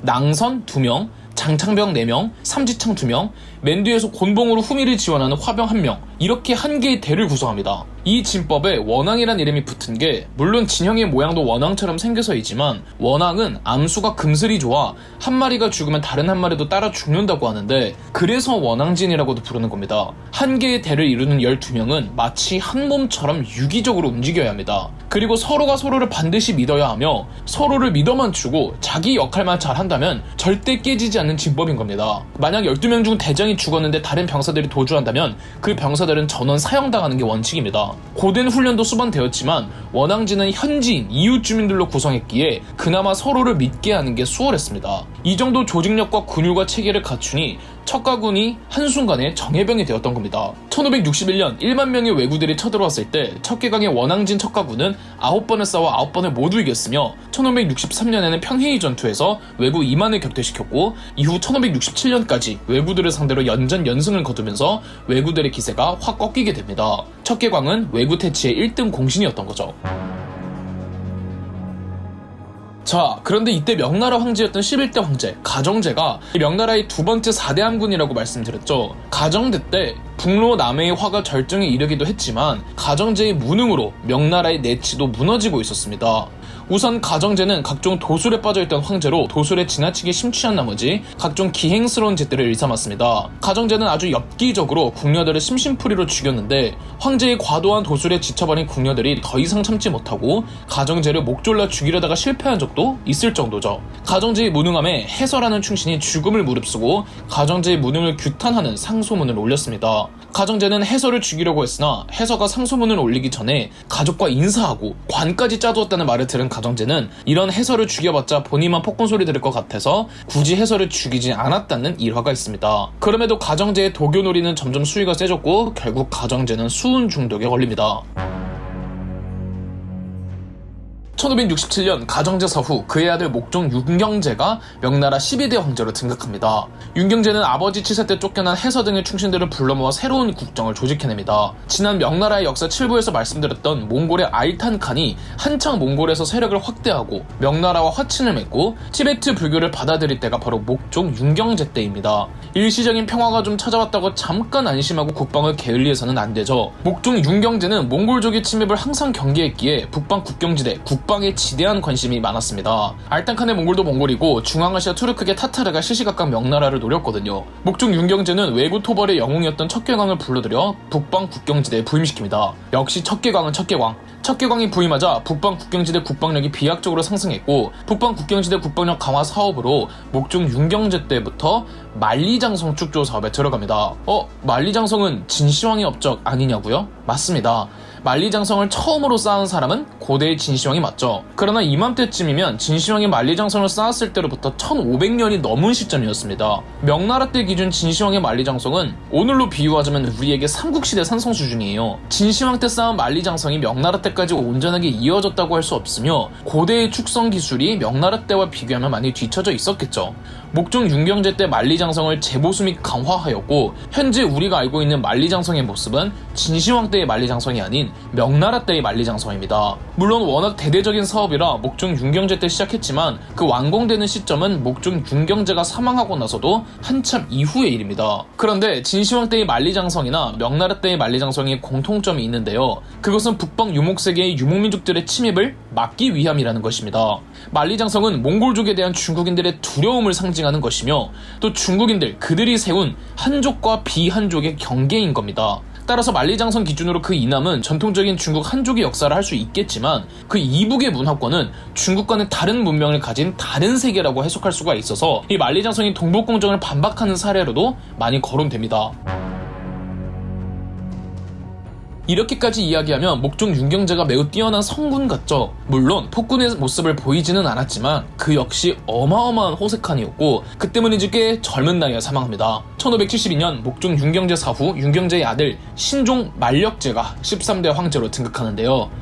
드디어 그가 왔습니다. 명나라 통틀어 최악의 폭군. 이 명나라에는 4대 암군이 있다고 말씀드렸는데요. 만력제는 이 4대 암군에 안 들어갑니다. 4대 암군을 뛰어넘는 암군 중에 암군이었어요. 그런데 만력제가 처음부터 암군은 아니었습니다. 처음에는 만력제는 뛰어난 재상들을 앞세워 그가 누적되어 있던 명나라의 사회적 폐단들을 고치기 위해 노력하는데요. 그 대표적인 인물이 장거정이었습니다. 또 명나라는 환관의 입김이 강한 구조였다고도 말씀드렸는데 만력제 때 황제의 신임과 총애를 받던 환관 풍보도 대단히 유능한 환관이었으며 사회의식도 투철해서 이 장거정과 풍보가 콤비가 되어 명나라 쇄신 개혁에 착수합니다. 당시 명나라의 가장 급한 사회적 문제가 재정 악화였습니다. 명나라는 그간 북로 남해의 화로 인한 군사비 지출이 매우 컸고 비대해진 신사층을 다 챙겨줘야 했으며 또 연이은 황제들의 문란한 사치 생활에 국가 재정에 파탄날 대로 파탄나 있었습니다. 장거정과 풍보는 우선 전국적으로 철저하게 호구 조사와 토지를 측량하여 세금 제도를 개혁합니다. 당시 명나라에는 잡대한 세금이 너무 많았습니다. 전부 신사층들 배부르게 해주는 악습들이었는데 장거정은 지세, 즉 토지세와 정세, 즉 인두세,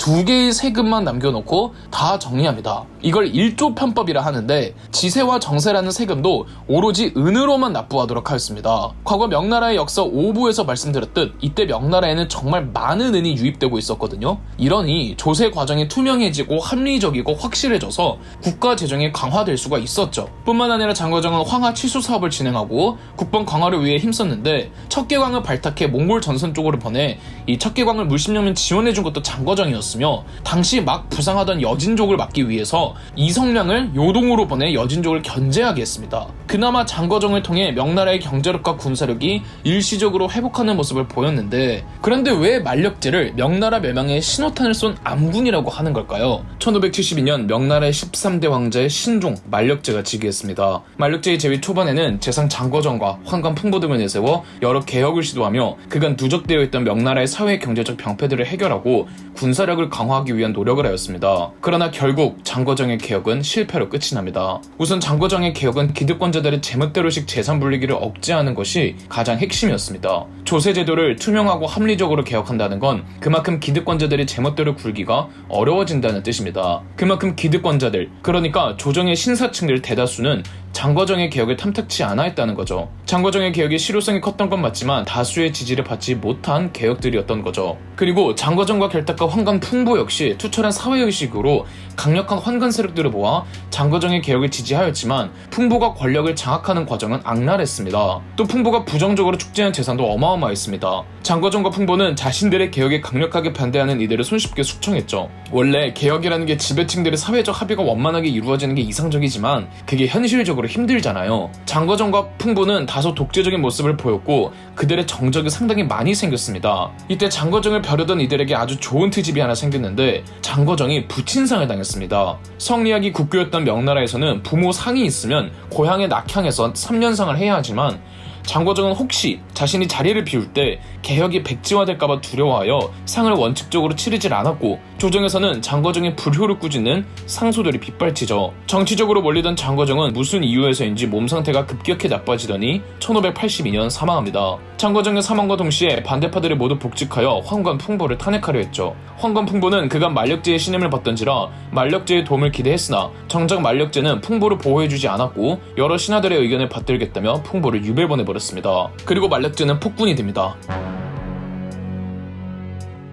명나라 16명의 황제들 중 최악의 폭군, 4대 암군을 뛰어넘는 암군 중의 암군이었죠. 만력제의 재위기간은 실로 막장인데요. 장거정과 풍보 탄핵 후 만력제는 약 30년 정도를 전혀 정사에 임하지 않았습니다. 대소신료들과 다 함께 모여 국정을 논의하는 조정 어전회의 참석률이 1, 2년에 한 번씩이었습니다. 26년간 회의에 나타나지 않기도 했죠. 하필 만력제가 명나라 황제들 중 재위기간이 48년으로 가장 길기 때문에 이 만력제의 무능으로 인한 명나라의 혼란이 그만큼 오래 이어졌고 명나라는 회복하기 어려운 수준으로 몰락하죠. 그러면 만력제는 뭘 했을까요? 그냥 놀았죠. 그냥 매일 놀았습니다. 상상하기 힘든 대륙 스케일의 사치를 부리며 놀기만 했습니다. 환관의 수도 그 어느 때보다 늘어나고 궁녀의 수만 10만 명이라고 하죠. 만력제가 가장 즐겼던 놀이가 궁녀나 환관을 죽을 때까지 구타하거나 고문하기였다고 합니다. 신하들이 말리지 않았을까요? 당연히 말리고 제발 어전회의에 출석해달라고 몇 번이나 호소했지만 만력제는 듣질 않았습니다. 고위직 정치인들조차 황제의 얼굴을 까먹고 만력제의 한심스러운 행동에 사직을 하는 신하들도 부지기수였습니다. 만력제는 신하들이 사직을 하는지도 몰랐고요. 그리고 만력제의 치세는 외부적인 위기 요인들도 명나라를 가만두질 않았습니다. 그간 명나라는 요동에 대한 지배권을 확립하기 위해 요동에 거주하던 여진족들을 통합시키지 않도록 여진족들의 각 부족들을 때로는 회유하고 때로는 이간질하는 등 그 균형을 이루려고 노력해왔습니다. 만력제 초기 장거정이 요동 지역으로 발령시킨 이성량 때까지도 잘 이어지는 듯 했으나 장거정이 탄핵당하고 만력제가 워낙에 국정에 임하질 않으니 이 틈을 타 누르하치가 여진족을 통합해낸 뒤 명나라와 다투며 명나라는 조금씩 요동에 대한 지배권을 잃어가고 있었습니다. 그리고 1592년 일본이 조선을 침공하는 임진왜란을 일으키죠. 도요토미 히데요시의 임진왜란은 그저 조선만을 목표로 한 것이 아니라 명나라 대륙 진출까지 염두에 둔 것이기 때문에 임진왜란은 비단 조선과 일본만의 문제가 아니었습니다. 조선이 무너지면 전란이 명나라로 옮겨지기 때문에 명나라는 아직 일본군이 조선에 있을 때 차라리 조선에서 싸우는 게 낫다며 조선의 구원 구원 요청을 수락하여 명나라 원군을 파견하죠. 임진왜란 당시 명나라 원군의 파병 이유가 바로 순망치한이었습니다. 입술이 없으면 이가 시리다는 뜻으로 조선이 일본을 상대로 방패막이가 되어주니 방패막이가 없어지면 명나라가 곧바로 화를 입기에 조선이란 입술을 보존하는 것이 명나라의 국익이라는 뜻입니다. 명나라에서 조선으로 파병한 병력이 조선과 가장 가까이에 있던 이여송의 요동병력이었습니다. 이여송은 이성량의 아들이거든요. 요동병력 상당수가 조선으로 이동하니까 이 요동에 대한 명나라의 통제력이 심각하게 약해지고 이 틈을 타서 누르하치가 여진족의 세력을 더욱 강화했습니다. 임진왜란과 누르하치의 여진족 외에도 몽골 보바이의 난, 중국 서남부 귀주성에서 일어났던 묘족, 양흥룡의 난 등 명나라는 끊임없이 외환에 시달렸습니다. 1598년 임진왜란이 끝이 났고 표면적으로는 일본군이 철수하면서 일본군이 패배한 듯 했으나 명나라의 요동병력은 크나큰 손실로 요동의 지배권을 사실상 누르하치에게 모두 빼앗기게 되었고 임진왜란, 보바이의 난, 양흥룡의 난을 진압하는 과정에서 엄청난 군사비 지출로 명나라는 심각한 적자지장에 시달립니다. 그 와중에 만력제는 명나라 몇 년치 예산을 퍼부으며 끊임없이 사치스러운 생활을 영위했습니다. 만력제는 후계 문제로도 신하들과 다투었는데요. 만력제는 후궁 정기비를 총애하여 그녀 사이에서 낳은 아들을 후계로 임명하고 싶어 했습니다. 하지만 이 아들은 후궁의 자식이기에 적자가 아니며 세 번째 아들이었습니다. 엄연히 장남이 따로 있었는데 신하들은 유교식 장자승계 원칙에 따라 후궁의 셋째 아들을 황태자로 삼을 수 없다고 극구 반대합니다. 만력제는 장남의 황태자 책봉을 미루면서 계속 셋째 아들을 밀고 싶어 했는데 이게 바로 명나라가 조선의 광해군 세자 책봉을 인정해주지 않은 까닭입니다. 명나라 조정은 임진왜란 때 명민하고 유능한 모습을 보인 세자 광해군의 능력을 높이 사고 있었지만 임진왜란 후 정작 광해군의 공식적인 세자 책봉을 허락해주지 않았는데요. 광해군도 후궁 소생의 둘째 아들이잖아요. 조선에서 첫째 아들이 아닌 아들이 세자가 되어 왕이 된다면 만력제가 조선의 사례를 들면서 더 주장할 수가 있어서 이 광해군의 세자 책봉을 받아들여주지 않은 겁니다.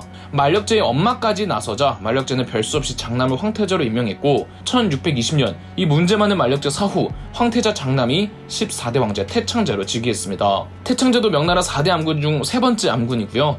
형언할 수 없는 호색한이었습니다. 그래서 그런지 태창제는 즉위하고 10일 만에 쓰러집니다. 열흘간 아주 화려한 밤을 보내고 쓰러지고 만 거죠. 그리고 태창제는 건강을 회복하지 못하고 재위 한 달 만에 사망합니다. 한 가지 의심스러운 게 태창제를 살피던 사람이 어이가 아니라 정귀비의 환관이었다고 해요. 정귀비 기억나십니까? 선대 황제 만력제가 총애했던 후궁으로 원래 그녀의 아들을 황태자로 임명하려다가 실패했었잖아요. 그래서 정귀비가 태창제를 암살한 것이 아니냐고 의심하지만 뚜렷한 증거는 없습니다. 1620년 태창제의 아들 천계제가 15대 황제로 즉위합니다. 천계제도 명나라 마지막 4대 암군입니다. 아주 만력제, 태창제, 천계제 3대가 명나라를 말아먹은 거죠. 천계제는 글도 읽을 줄 몰랐다고 하고요. 귀뚜라미 싸움 붙이고 구경하는 취미에 빠져 있었다고 하죠. 천계제 하면 또 유명한 게 젊은 나이임에도 불구하고 명나라 황제판 맥가이버였는데 목공 솜씨가 천재에 가까웠다고 해요. 그렇지만 황제로서의 자격은 수준 미달이었죠. 이때 명나라의 최대 위기는 바로 요동의 누르하치 여진족이었습니다. 이미 만력제 재위 말년에 누르하치의 여진족은 1619년 사루우 전투에서 대규모 명나라군을 격파하여 이 요동의 지배권을 완전하게 차지해놓은 상태였죠. 천계제 재위기였던 1621년 누르하치는 심양과 요양마저 점령합니다. 이제 명나라의 그 어느 누구도 누르하치의 여진족을 막아내지 못할 거라고 생각했을 때 명나라에 이 사람이 나타나 누르하치를 막아냅니다. 만리장성 바로 앞에 영원성이라는 곳이 있었습니다. 명나라를 상대로 항상 승리만 거두던 누르하치가 1626년 영원성 전투에서 패배합니다. 당시 영원성을 사수하던 명나라 측 사령관은 원숭한 부임 전 요동의 책임자는 웅정필이었습니다. 웅정필은 철저한 수성주의자였는데요. 지금 당장의 명나라군으로 누르하치의 여진족을 격파하는 건 무리니 차라리 방어에 전념을 하자는 전략이었고 이는 잘 먹혀들어서 누르하치가 함부로 공격하기가 힘들었습니다. 다만 웅정필과 함께 또 다른 요동의 책임자였던 왕하정은 나가 싸우자는 쪽이었죠. 웅정필은 왕하정을 막으려고 했지만 왕하정은 웅정필의 허락 없이 성 밖으로 나가 싸우다가 누르하치에게 대판 깨진 적이 있습니다. 이 패전의 책임을 물어 웅정필과 왕하정 모두 해임되었죠. 다만 왕하정은 당대 권신이었던 환관, 위충현의 지인이라 해임선에서 끝이 났고 웅정필만 참수되었죠. 그리고 요동에 부임한 사람이 원숭안이었죠. 원숭안은 문신 출신임에도 군사 및 전쟁 덕후였으며 부임 전부터 후금과의 전쟁에 늘 관심을 두고 있었고 영원성으로 온 것도 자원에서 온 것이었습니다. 부임하자마자 원숭안은 곧바로 성 보수공사에 돌입해 방어에 만전을 기했고 인맥을 총동원해 포르투갈로부터 홍의포라는 압도적인 화력을 가진 대포를 30문이나 구입했었죠. 원숭아는 누르하치의 여진족을 반드시 만리장성 밖에서 막아야 한다고 했지만 원숭아 밑에 장교들 가운데 위충현 일파들은 만리장성에서 싸우자고 주장을 했고, 원숭아는 반대에도 위충현 일파들은 제멋대로 만리장성 산해관까지 철수한 반면 원숭아는 끝까지 영원성에 남았습니다. 영원성에 있던 원숭아의 명나라군은 2만이 조금 안 됐고 누르하치의 여진족은 10만이 넘는 병력이었죠. 영원성의 명나라군은 원숭아의 뛰어난 리더십 하에 홍의포의 막강한 위력, 그 외 다양한 화기들, 그리고 원숭아이 미리미리 대비하고 있었던 방어 도구들로 누르하치 여진족의 맹공을 막아냈죠. 결국 누르하치는 영원성 함락을 포기하고 이 충격의 후유증 때문인지 그해 누르하치가 사망합니다. 이 전투가 중국인들이 그토록 기념하는 영원성 전투, 즉 영원대첩입니다. 영원성은 오늘날의 후르다우시 싱칭고성입니다. 누르하치 사후 그의 아들 홍타이지가 여진족의 칸으로 즉위했고, 이듬해 1627년 명나라에서도 황제 천계제가 죽고 16대 황제 숭정제가 즉위했습니다. 1627년 여진족의 홍타이지는 조선을 침공해 정묘호란을 일으켜 조선이 명나라를 지원하지 않을 것이라는 강화를 맺었으며, 정묘호란 이후 곧정 홍타이지는 아버지 누르하치가 끝내지 못한 영원성으로 쳐들어갔으나 이번에도 원숭아의 수송전에 막혀 영원성을 함락시키지 못했습니다. 원숭아의 군사력은 더 막강해지고 있었는데요. 조선의 북쪽 끝 가덕도라는 곳에서 옛 명나라군 장교 모물룡이 여진족과 싸우면서 패퇴한 후 가덕도의 자리를 잡고는 가덕도에서 명나라를 지원하겠다는 명분으로 조선과 명나라로부터 막대한 재정적 지원을 받으면서 그 돈으로 명, 조선, 여진족 사이에서 무역을 통해 이익을 창출하고 있었습니다. 그리고 그 무역을 위해 강력한 수군을 운영하고 있었죠. 모물룡은 개인의 이익만 좇을 뿐 명나라에게도 아무런 도움이 안 됐기에 원숭아는 모물룡을 불러 그를 죽여버리고 모물룡의 수군을 그대로 흡수했습니다. 원숭아는 강력한 수군마저 보유하게 된 건데요.